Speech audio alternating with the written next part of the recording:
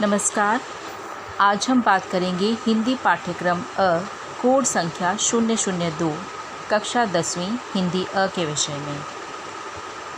2021-22 के लिए पाठ्यक्रम विनिर्देशन कुछ इस प्रकार से किया गया है। सबसे पहले बात करते हैं सत्र 1 की।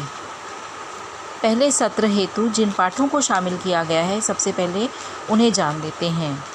सत्र 1 में गद्य खंड के अंतर्गत क्षितिज भाग 2 में से पहला पाठ नेताजी का चश्मा, जिसके लेखक है स्वयं प्रकाश, तथा रामवृक्ष बेनीपुरी जी द्वारा रचित बाल गोविंद भगत को सम्मिलित किया गया है।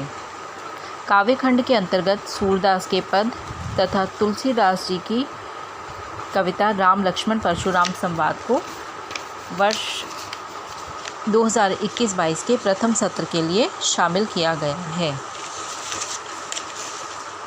इसके अतिरिक्त व्याकरण के अंतर्गत रचना के आधार पर वाक्य भेद, वाच्य, पद परिचय तथा रस, इन्हें शामिल किया गया है।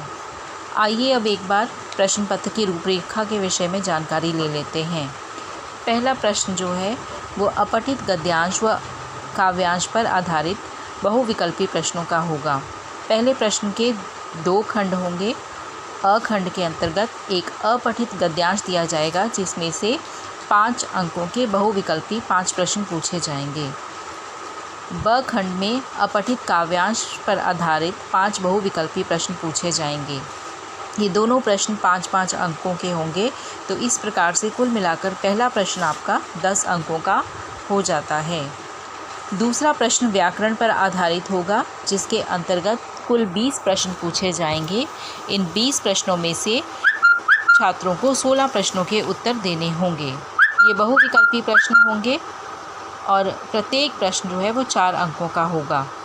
दूसरे प्रश्न का पहला भाग होगा रचना के आधार पर वाक्य भेद का, दूसरा भाग होगा वाच्य का, तीसरा भाग पद परिचय और चौथा भाग रस का होगा। तीसरा प्रश्न क्षितिज भाग 2 के अंतर्गत गद्य खंड से लिया जाएगा। तीसरे प्रश्न के अ खंड में पहला प्रश्न जो है उसमें क्षितिज के पाठों में से गद्यांश पर आधारित 5 बहुविकल्पी प्रश्न पूछे जाएंगे। ये 1-1 अंकों के प्रश्न होंगे और कुल मिलाकर ये प्रश्न 5 अंकों का होगा।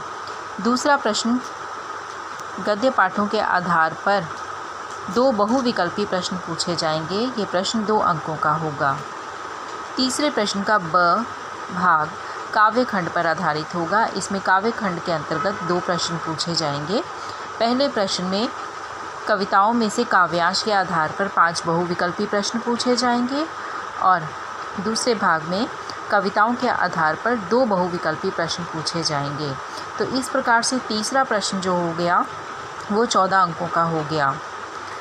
चौथा प्रश्न जो है वो आंतरिक मूल्यांकन, अर्थात ये 10 अंक जो हैं आंतरिक मूल्यांकन के आधार पर निर्धारित किए जाएंगे। आंतरिक मूल्यांकन के अंतर्गत सामयिक आकलन, बहुविध आकलन, पोर्टफोलियो तथा श्रवण एवं वाचन को रखा गया है।